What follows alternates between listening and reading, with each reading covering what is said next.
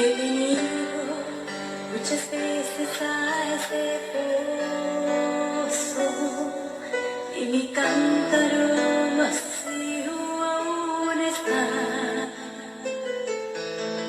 pues el agua ella allí es pasajera, solo calma unos minutos esta sed. Mas ahora que llegaste a mi vida, esta sed calmaste tú, Jesús, como a la samaritana transformaste con el agua de tu fuente, limpiaré.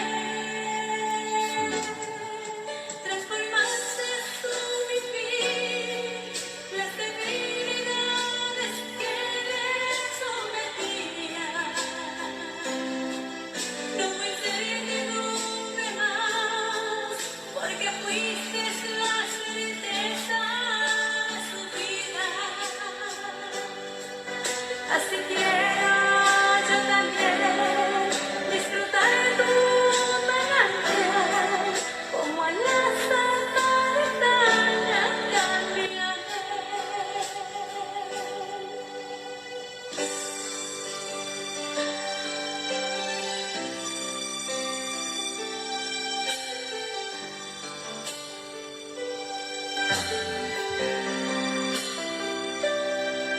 Mas ahora que llegaste a mi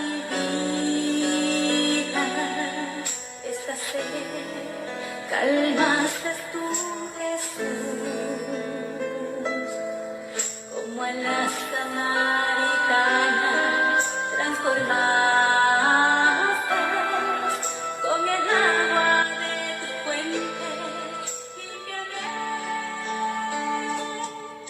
Transformaste tú mi vida, las debilidades que sometía.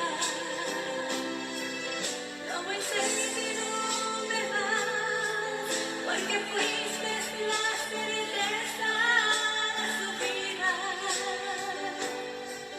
Así quiero yo también disfrutar de tu manantial, como en la samaritana cambiaré.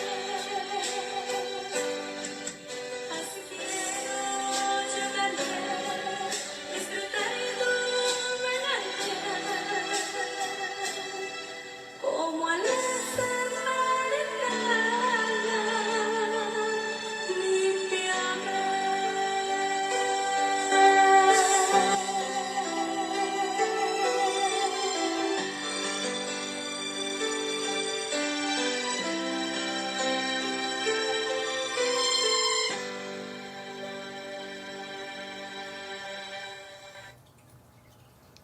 Gloria sea al Señor, bendito sea su nombre. En esta mañana, hermoso canto, hermanos, que está basado, por supuesto, en este pasaje de Juan 4, donde el Señor Jesús se encuentra con la mujer samaritana. Y de eso quiero hablar un poco en esta mañana, acerca de este encuentro que Jesús tuvo con esta mujer en un momento clave en la vida de ella. Por eso es que este encuentro no fue casual. Este encuentro de Jesús con la mujer samaritana fue un encuentro providencial en la gracia de Dios. Porque, como he titulado a esta meditación, nos vamos a dar cuenta de que no fue casual. He titulado a la meditación Pasando por Samaria. Pasando por Samaria. Bueno, tenemos que comenzar diciendo que nada mejor puede sucederle a una persona que encontrarse con Jesús. porque el encuentro con Jesús puede dar a esta persona, cualquiera que sea, la experiencia más extraordinaria, valiosa y productiva de toda su existencia. El encuentro con Jesús nos trae el perdón de los pecados, la esperanza de la vida eterna, nos trae el comienzo de una vida nueva, diferente, centrada en Jesús y en su palabra, y nos hace ser agua, luz y sal en este mundo. Este encuentro con Jesús que narra aquí el evangelista Juan en el capítulo 4 no fue casual, como dije, fue providencial, planeado y facilitado por la misma gracia de Dios, que siempre se nos anticipa y que siempre nos sale al encuentro para que nosotros podamos ser salvos. El apóstol Juan, el mismo autor de este evangelio, después diría en su primera carta, capítulo 4, versículo 19, nosotros le amamos a Él porque Él nos amó primero. En toda experiencia de salvación, Dios siempre toma la iniciativa. De alguna manera su gracia anticipante, su gracia preveniente, como querramos llamar, va delante de nosotros y nos sale al encuentro para que podamos entender la verdad del Evangelio. En todo encuentro con Jesús y por medio de su gracia se puede obtener el remedio eficaz para la más grande necesidad del ser humano. Porque el encuentro con Jesús trae a nosotros la conciencia de nuestros pecados. Porque el pecado es el mayor problema que el hombre tiene para con Dios. Lógicamente, el hombre no piensa ni siquiera en eso. Y el concepto de pecado hasta es una cosa puesta en duda hoy, en ridículo. Ni siquiera la palabra se menciona, y cuando se menciona es para ponerlo en un contexto de burla. Sin embargo, el pecado es lo que ha separado al hombre de Dios y lo lleva a la condenación eterna.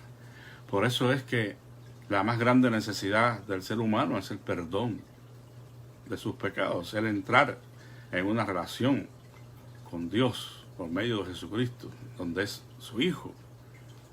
Nos convertimos en hijos de Dios, entramos a formar parte de su familia. Y por eso es que es importante que toda persona tenga su encuentro personal con Jesucristo. Él es el único que puede darnos el remedio para el pecado, la solución para el pecado. Nadie más puede ofrecernos eso. Y Dios mismo dice que solamente es por medio de Jesucristo, la fe en Él y el arrepentimiento, que podemos llegar al conocimiento de Dios y ser salvos. El agua viva, que es la figura usada aquí en este contexto de este encuentro de Jesús con la mujer samaritana, es lo que representa esa vida nueva, esa vida que recibimos en Cristo cuando nos arrepentimos, cuando confiamos en Él como nuestro Señor y Salvador. Hay otras figuras, vida abundante, pan del cielo, vida eterna, pero aquí es el agua viva. Bueno, vamos entonces a meditar un poco en el hecho del encuentro, la mujer samaritana. Como dije, fue providencial, divinamente planeado, no fue algo que ocurrió al azar o por casualidad. La mujer esta, como dice bien el Evangelio de Juan, era samaritana. Y eso nos dice algo a nosotros interesante, porque los judíos y los samaritanos no se llevaban, como también dice aquí en el Evangelio de Juan. Por lo que esta mujer, en su condición de mujer y samaritana, jamás buscaría encontrarse con un judío. Y tampoco ningún judío se acercaría a ella. Y esto es por una razón histórica, ¿no? Cuando Samaria, la capital del reino del norte, cayó en manos de los asirios, deportaron a muchos judíos a Siria, pero también trajeron extranjeros para que se establecieran allí y ayudaran a mantener la paz. Esto es un evento que se narra en Segundo de Reyes 17:24. El problema está que se mezclaron, se casaron unos con otros. Estos extranjeros se casaron con judíos, extranjeras, ¿no? Mayormente creo que fueron las mujeres. Y de la unión entre judíos y samaritanos, y estos extranjeros, salió esta raza mixta que fueron los samaritanos. Ellos fueron considerados impuros por los judíos que vivían en Judea, el reino del sur. Los judíos odiaban a los samaritanos porque sentían que habían traicionado a la nación. Los samaritanos establecieron, de hecho, un lugar alterno de adoración en el monte Gerizim, que está paralelo al templo de Jerusalén. O sea, que ellos tenían su propio lugar para adorar que ellos establecieron. Por eso es que los judíos hacían todo lo posible por no viajar, incluso a través de Samaria. No querían cruzarse con los samaritanos. Eso pues nos llama a nosotros la atención, porque el versículo 4 dice: y tenían que pasar por Samaria. Bueno, ¿por qué es que Jesús tenía que pasar por Samaria necesariamente? Habían otras rutas alternativas que de hecho los judíos usaban rodeando la ciudad para no pasar por ahí, aunque se le hiciera más largo el camino. Pero aquí nos dice que Jesús, este judío, tenía que pasar por Samaria. Y esto nos da a nosotros una lección tremenda, porque no se trata de huir de aquellas personas que quizás no sean como nosotros, que no practiquen nuestra fe, y que lo consideremos a veces hasta enemigos de nosotros, ¿verdad? No que nosotros seamos enemigos de nadie, pero sí podemos tener muchos enemigos. Pero aquí Jesús hizo a un lado todas las barreras culturales y religiosas que pudieran existir, porque había una mujer allí, en aquel pozo de Jacob, que necesitaba escuchar las palabras de Cristo, que necesitaba encontrarse con el Señor Jesucristo. Y por eso es que Jesús tenía que pasar por Samaria, porque había una necesidad impuesta en su corazón bondadoso y misericordioso, que no podía dejar pasar por alto este encuentro, aunque fuera visto mal por todos. Y como en efecto los samaritanos posteriormente rechazaron a Jesús. Pueden leerlo en Lucas 9:52. Él sabía todo esto, pero le era una impuesta necesidad pasar por Samaria, porque allí había una mujer que necesitaba encontrarse con él. Yo creo que esto nos debe motivar a nosotros a pasar a Samaria. Creo que debemos salir un poco de nuestros templos y de nuestra comodidad cristiana, ¿verdad? Tenemos que dejar un poco, me parece, nuestras casas, nuestras iglesias, nuestros templos, para salir a Samaria, para acercarnos a los que están como esta mujer, sedientos del agua viva. Están bebiendo agua, pero agua que no sacia su sed. Están escuchando quizás otras predicaciones que no les confrontan con su necesidad y no les predican el evangelio, o tienen otras religiones o filosofías. Es muy amplio el campo. Lo cierto es que estas personas están gritando por un agua que sacie su sed espiritual, pero no la van a lograr hasta que alguien como nosotros, como Jesús, ¿verdad?, se dispuso a pasar por Samaria, estemos dispuestos a pasar por Samaria. acerquémonos a ellos, no para compartir con ellos su vida de pecado, sino para testificarles del Evangelio, del poder de Cristo, para hablarles de la salvación que Dios ofrece para ellos, para ofrecerles el agua viva que nosotros hemos bebido. Jesús se acercó a esta mujer samaritana en el tiempo de Dios. Él buscaba a esa mujer en particular. Por eso es que dice que le era necesario pasar por Samaria. En su omnisciencia, él sabía que allí había alguien que necesitaba escuchar sus palabras. Las mujeres en ese tiempo iban por agua 2 veces al día, en la mañana y en la tarde. Pero qué curioso que esta mujer estaba allí en una hora o un horario inusual. Estaba al mediodía, dice. A lo mejor, quizás ella estaba evitando encontrarse con los demás. Ya no solo con los judíos, sino con otras personas, porque ella, como vamos a ver, no tenía o no gozaba de una buena reputación. Ella tenía una mala reputación, una mujer que había tenido 5 maridos, como vamos a ver después cuando habla con el Señor Jesús.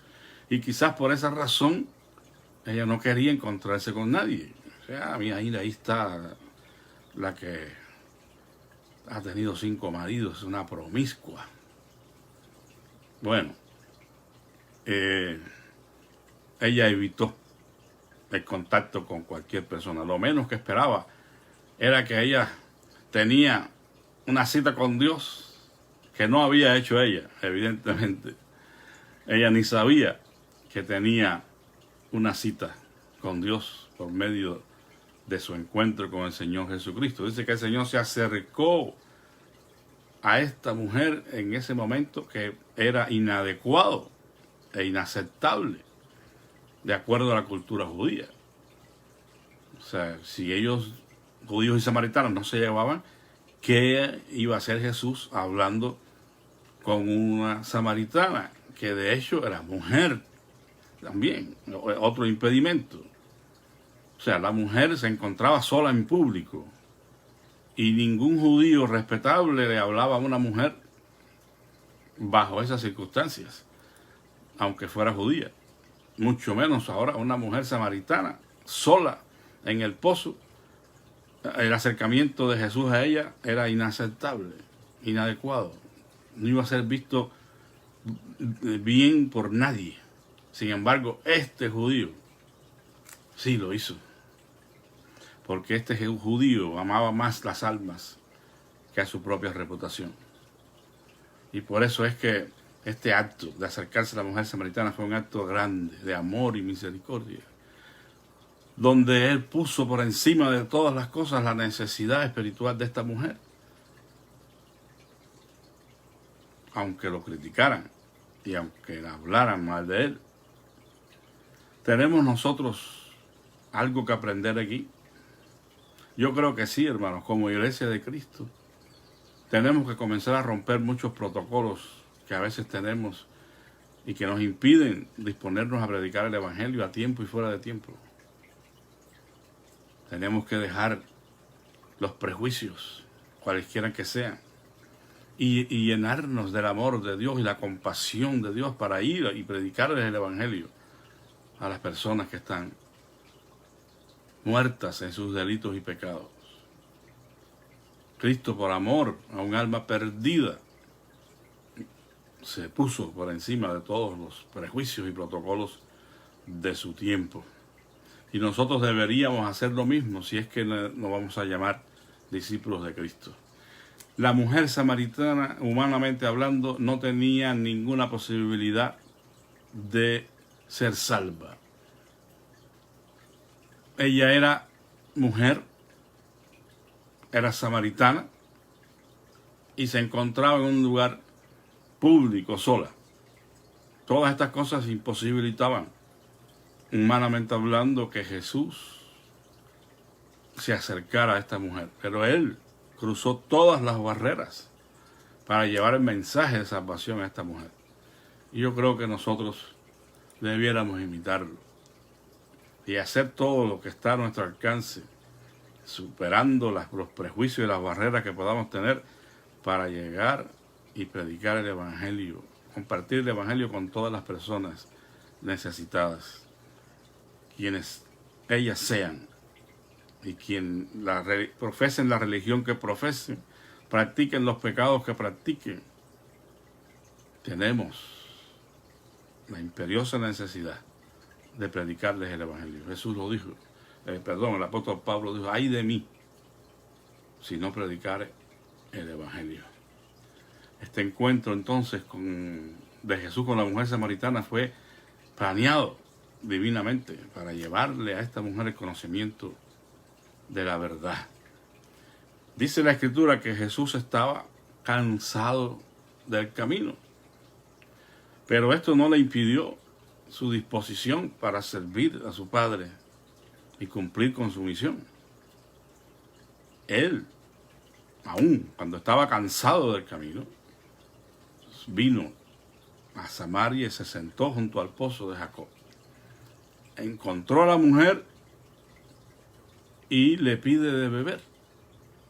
O sea que no solamente fue algo casual así, sino que Jesús le pide de beber a la mujer. En el versículo 7, vino una mujer de Samaria a sacar agua. Jesús le dijo, dame de beber. Este fue el punto de contacto, vamos a decir, que Jesús usó para comenzar el diálogo con esta mujer. Porque la respuesta de la mujer no se hizo esperar. Dice en el versículo 9, la mujer samaritana le dijo entonces, ¿cómo tú, siendo judío, me pides de beber a mí, que soy mujer samaritana? Y viene la aclaración entre paréntesis ahí que nos hace Juan, porque judíos y samaritanos no se tratan entre sí. Jesús sabía que esta mujer le respondería de esa manera, porque conocía el prejuicio que había y todo lo demás. Y por eso es que usa la pregunta esta para entrar en un diálogo, en una conversación con esta mujer.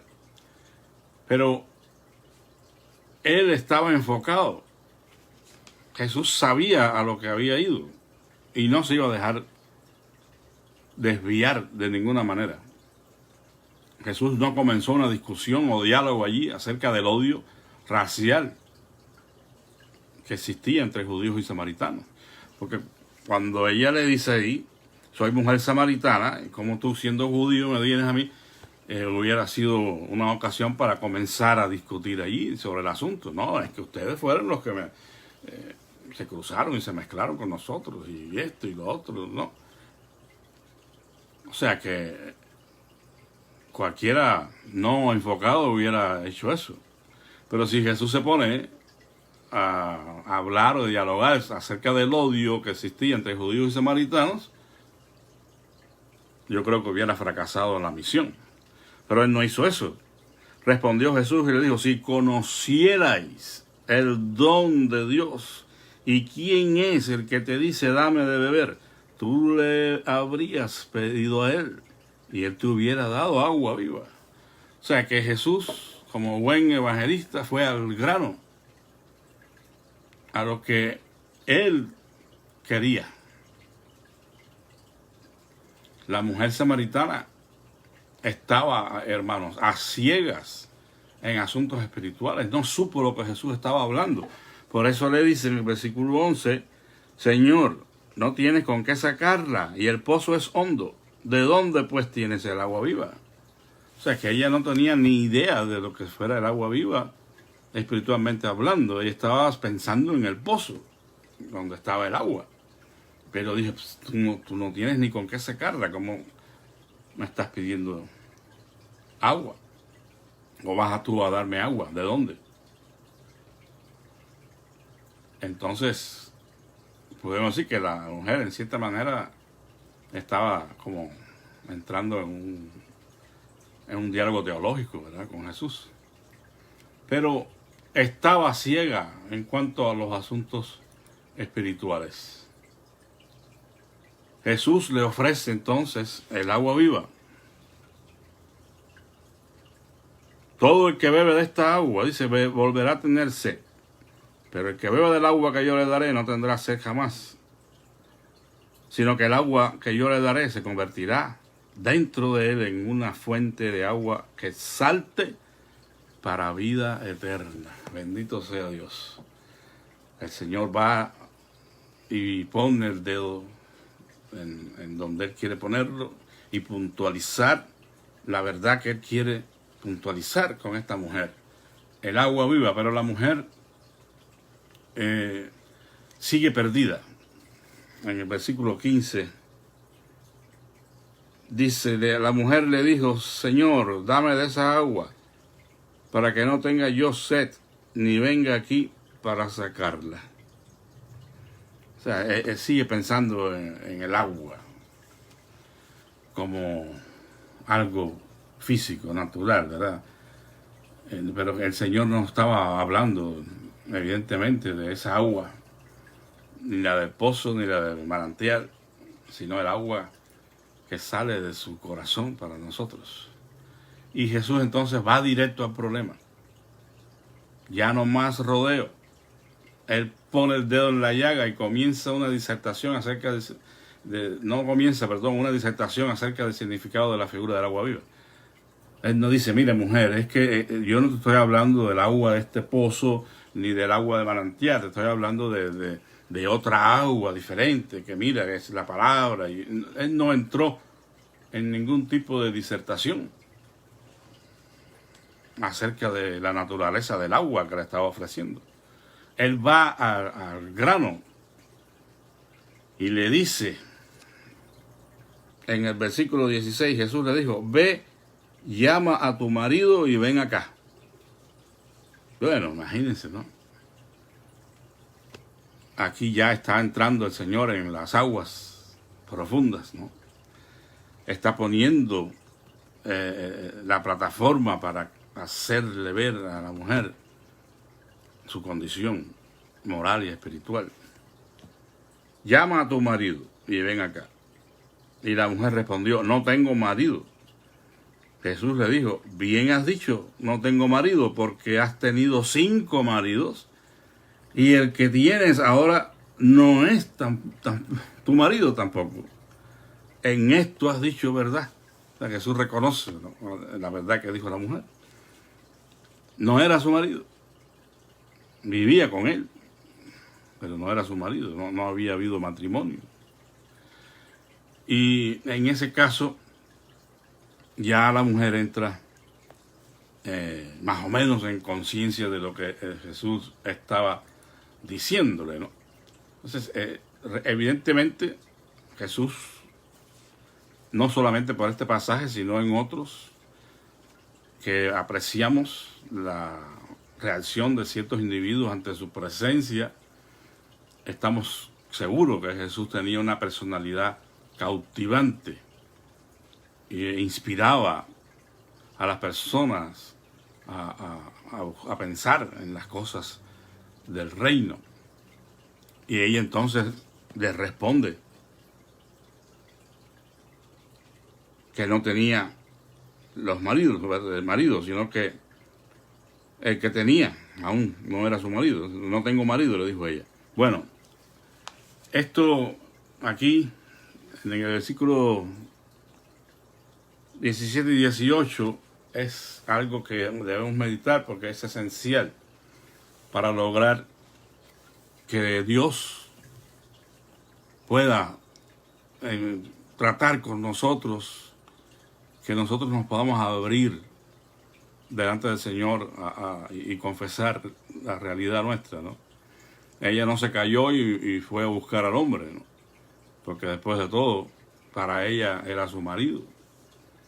Pero no se trata de lo que sea para nosotros, sino de lo que es delante de Dios, ¿no? Y es esencial que reconozcamos nuestra condición. delante del Señor. Ella no hizo ningún argumento ni se defendió. Simplemente, pues no era su marido. Y aceptó que no tenía marido. Apenas esta mujer comienza a despertar, cuando dice: Señor, estoy viendo que tú eres profeta. Oh, wow. Me estoy dando cuenta de que tú eres profeta, porque me estás revelando la verdad de mi vida. Pero se vuelve a los tecnicismos la mujer. Nuestros padres adoraron en este monte y vosotros decís que en Jerusalén está el lugar donde se debe adorar. O sea, ya entró en conciencia por un momento al reconocer que Jesús era un profeta, pero después, como decimos, se va por la tangente, ¿no? Se va a los tecnicismos y a querer entablar o dirigir la conversación por otro lado, a discutir otra vez, porque Jesús le hubiera contestado con argumentos sólidos acerca de esta situación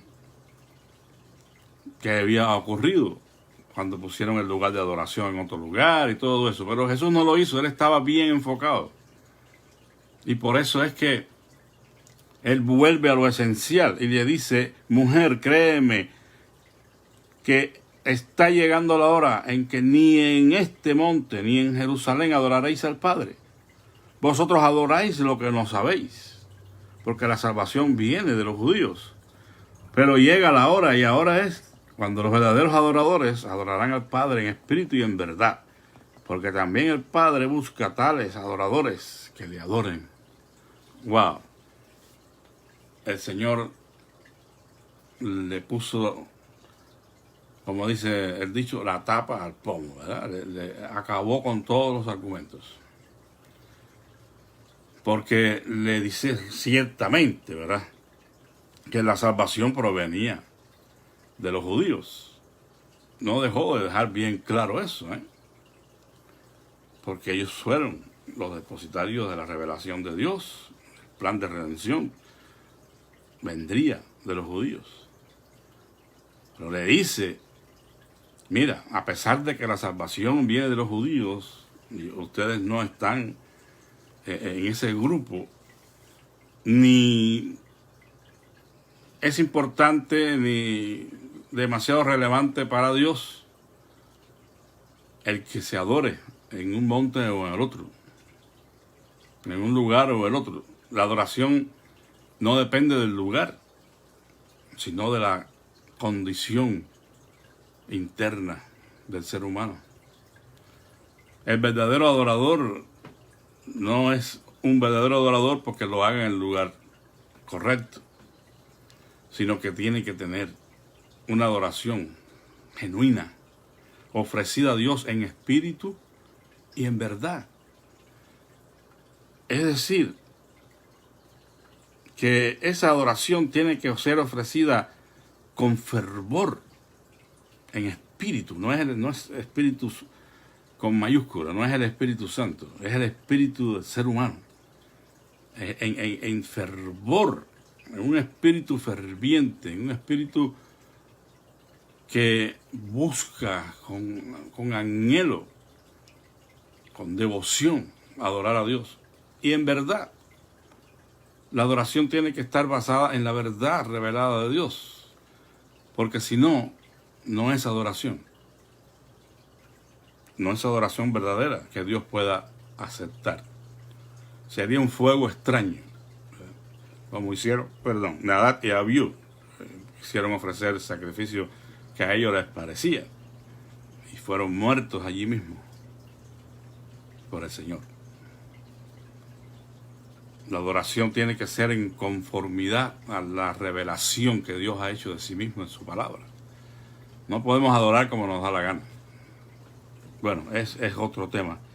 Pero Jesús está poniendo las cosas en claro. Y bueno, pues la mujer demuestra cierto conocimiento de las Escrituras. Bueno, pues al fin conocedora, ¿verdad?, de todo lo que ha sucedido con relación a la adoración. Le dijo la mujer: sé que va a venir el Mesías, llamado el Cristo. Cuando Él venga nos declarará todas las cosas. O sea, ella tenía cierto conocimiento de estas verdades y estaba conocedora de que vendría el Mesías. Pero para sorpresa de ella, Jesús le dice: yo soy el que te está hablando. Se revela el Señor como Mesías a esta mujer.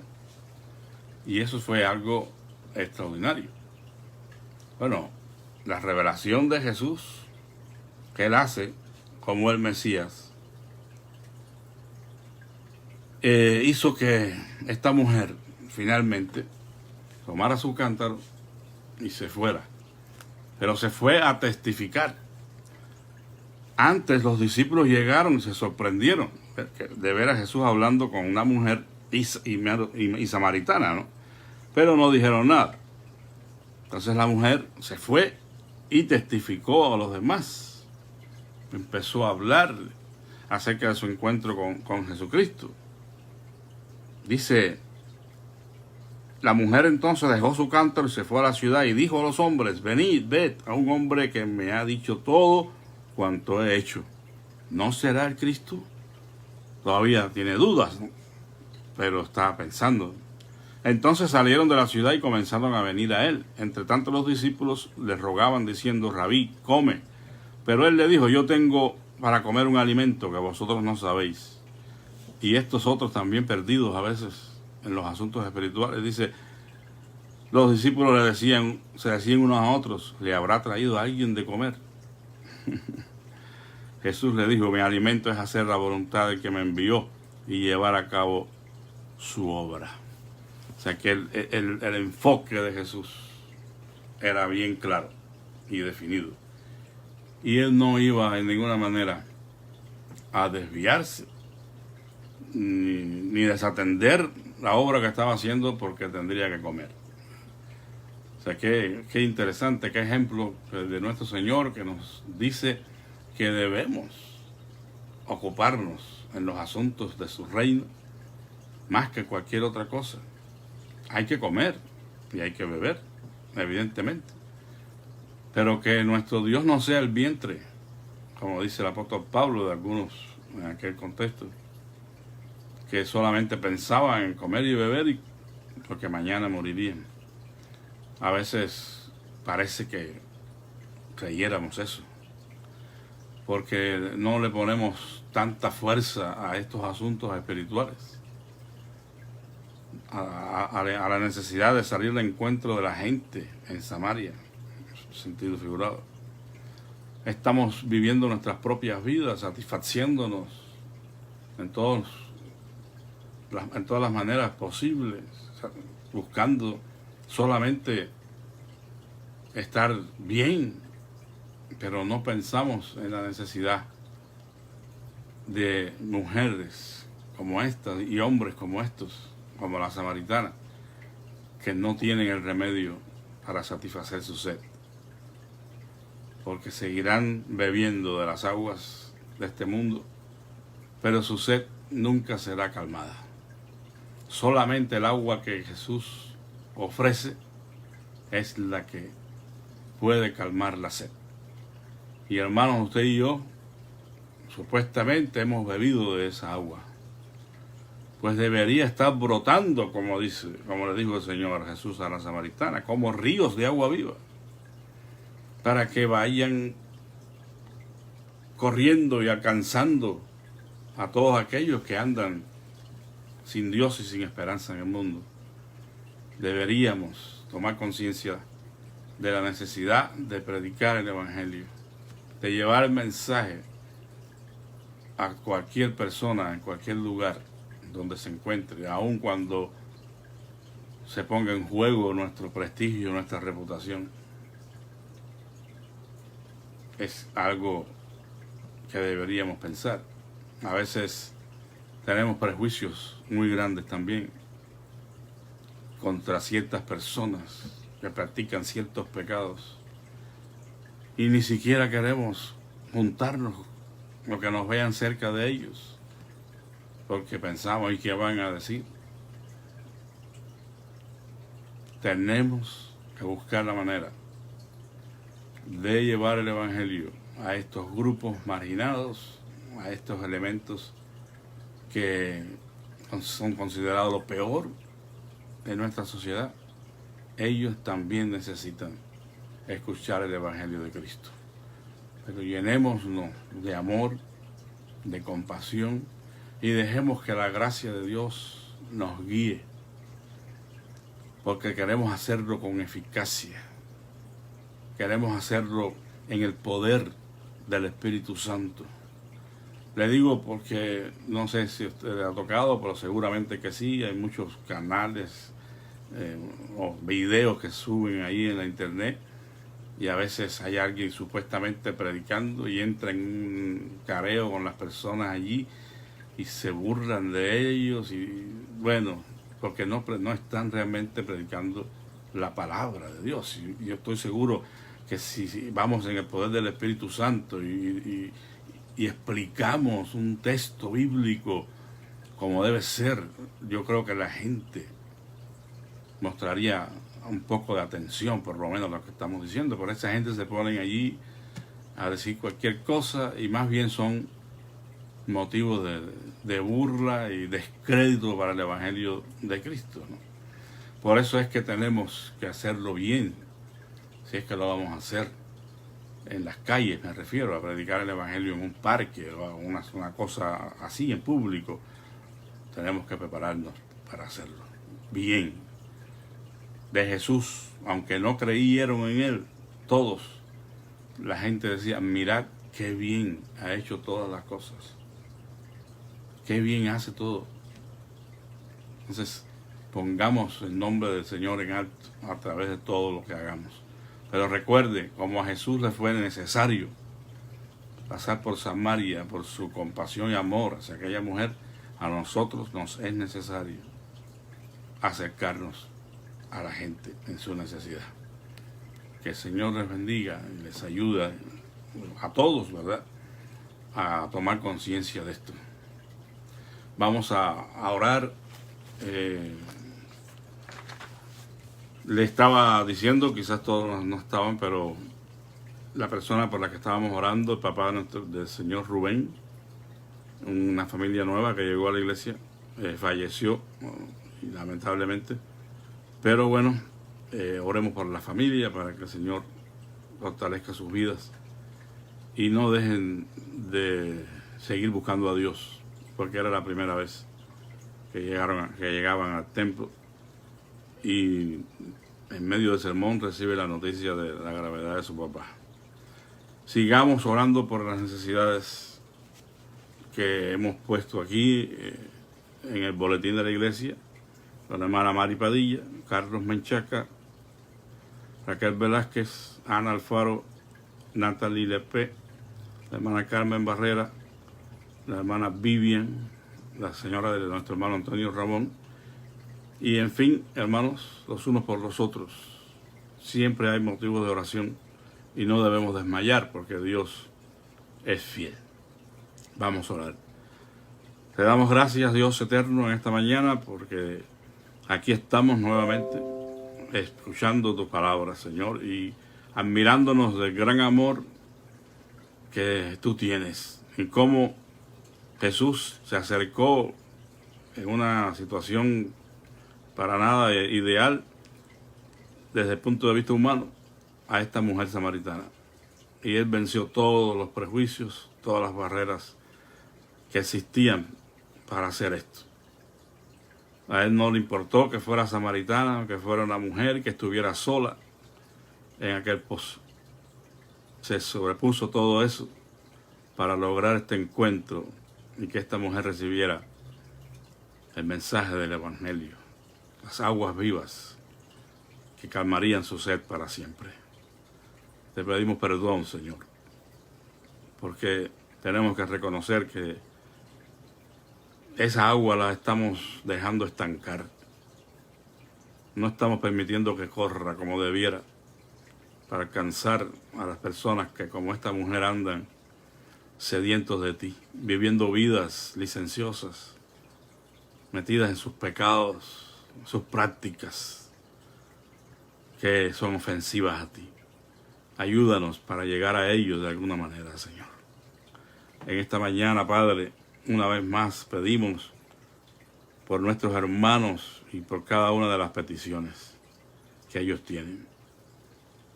Te pido por nuestra hermana Mari Padilla, que tú sigas obrando en su vida, en su situación, Señor, que ella tiene, los pendientes que tiene con relación a la casa, que necesita ser vendida, y su futuro, Señor, que está en tus manos. Pedimos por Carlos Menchaca, que completes la obra en él de sanidad, Señor. Rogamos en el nombre de Jesús que tú sanes ese cáncer. Pedimos también por la recuperación completa de Raquel Velázquez, de Ana Alfaro y de Natalie Lepe. Así también, Señor, por nuestra hermana Vivian. Todas estas personas están enfermas y algunas de ellas en una situación grave, pero para ti nada es imposible, Dios amado. Te pedimos también por nuestra hermana Carmen Barrera, que tú le sigas dando fuerza y gracia para cuidar de su esposo, Señor, que está en silla de ruedas. Señor, ayer supe que Génesis había tenido fiebre todo el día y no se supo cuál era la situación. Esperamos que no sea nada complicado, Señor, y que tú hayas puesto tu mano sobre esta bebé, librándolo de esta fiebre, Señor. Bendice a ella, a sus padres, toda la familia Farías, Señor. Que alabamos y bendecimos y te damos gloria, honra y alabanza, Señor, con nuestros labios. Reconocemos que no hay Dios como tú, ni obras que igualen tus obras. Gracias por los hermanos que fielmente se conectan, Señor, para escuchar el devocional. Yo te ruego que sus vidas sean edificadas y fortalecidas a través de tu palabra, Señor, y que tú, Padre Santo, permita que también ellos oren para que no falte palabra en mis labios y en mi corazón, Señor. Oh Padre, gracias por el privilegio de servirte. Oramos en el nombre de Jesús y por sus méritos. Amén. Bueno, pues que Dios les bendiga a todos. Un saludo. Que tengan un día maravilloso. Y bueno, pues ya veo que, aunque tarde, pero tenemos una conexión desde Chiapas. La hermana Salén Rizos está en Chiapas visitando a su familia. Y nos gozamos con eso. Que Dios la bendiga y le dé a ella una feliz estancia allá en Chiapas, pero que regrese a Monterrey y que regrese para acá, que no se me vaya a quedar por allá, porque entonces sí se pone mala la cosa. Hermanos, paz de Cristo para todos. Que Dios les bendiga y feliz día.